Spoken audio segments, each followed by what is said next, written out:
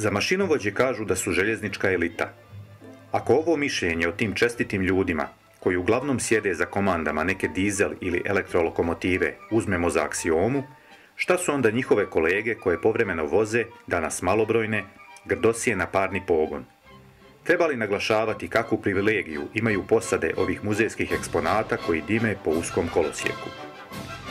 Zoran Nešković, Slaviša Petronijević i Dragan Pantelić jedine su mašinovođe na parnoj lokomotivi nekadašnjih jugoslovenskih željeznica sa oznakom 83052, koja povremeno saobraća Višegradskom prugom i Šarganskom osmicom, jedinim preživjelim komadićem željezničkog kolosijeka širine 760 mm u ovom dijelu Europe.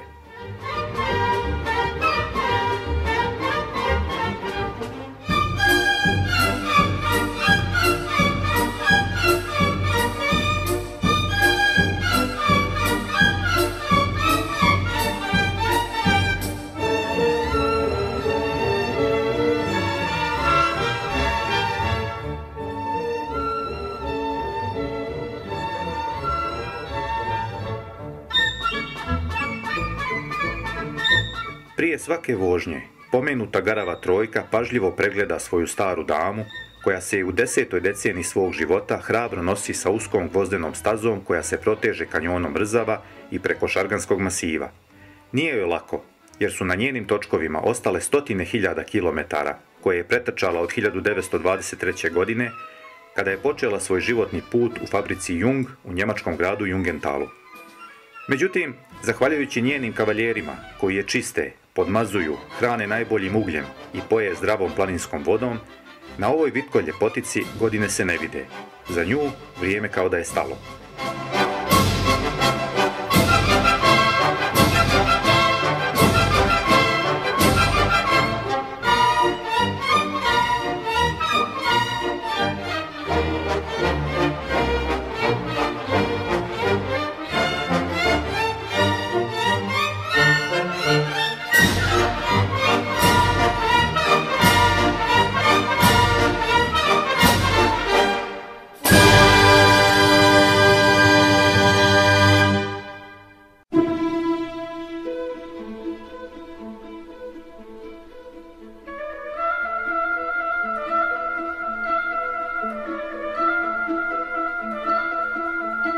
S prvim piskom, koji označava početak putovanja po kolosijeku širine 760 mm, počinje i nezaboravan doživljaj za putnike ovog muzejsko-turističkog voza, ali i jedinstveno iskustvo za pomenuti trio garavih drugara.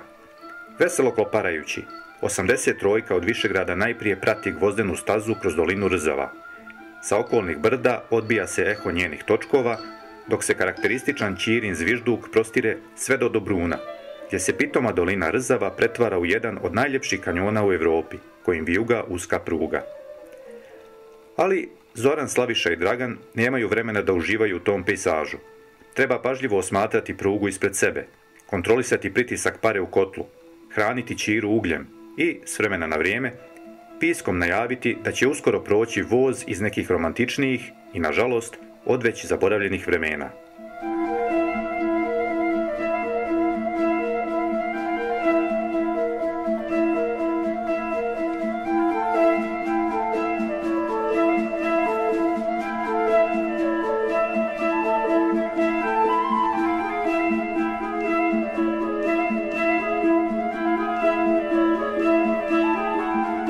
Garava trojka sigurno vodi svoju staru damu kroz predio nestvarne ljepote, čiji mir narušava samo kloparanje točkova željezničke kompozicije.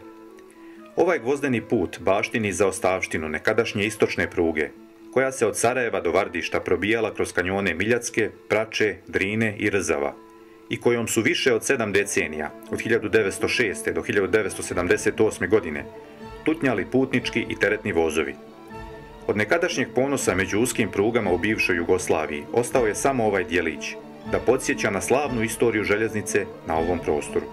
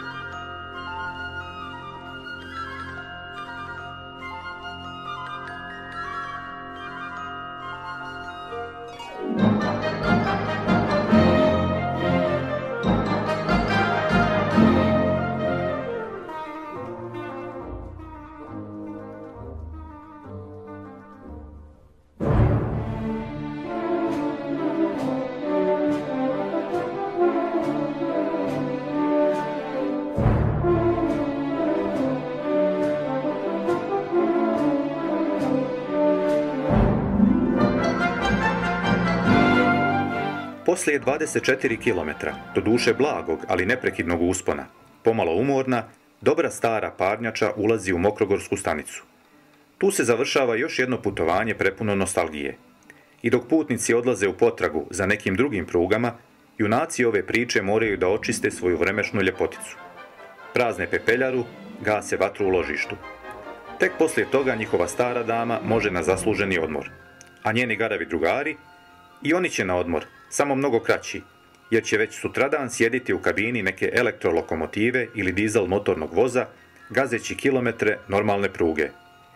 I sve to do nekog novog susreta sa svojom garavušom na posljednjem preživjelom komadiću uskog kolosijeka u ovom dijelu Europe.